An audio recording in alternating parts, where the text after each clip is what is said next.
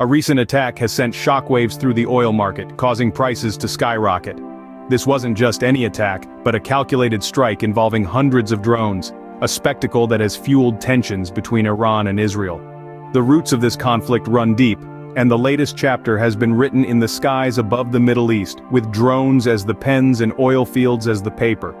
Let's delve deeper into the mechanics of this event and remember to subscribe this channel. The oil infrastructure, the lifeblood of many economies, has been significantly impacted.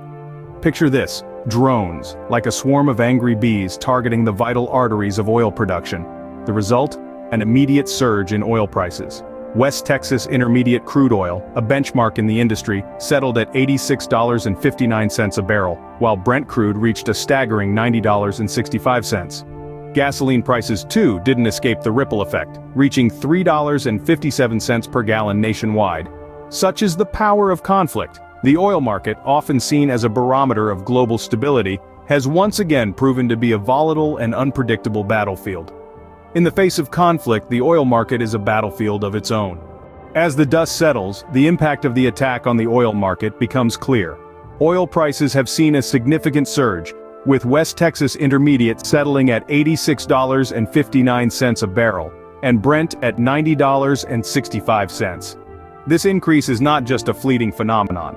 It's expected that the global oil market will face a deficit in the second quarter due to voluntary production reductions by OPEC Plus members, a direct result of this event.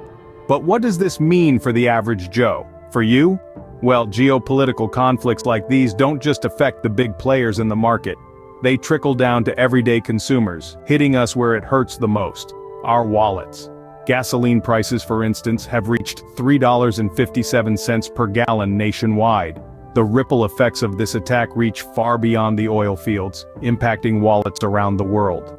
And remember to subscribe this channel if you want to know more about economics.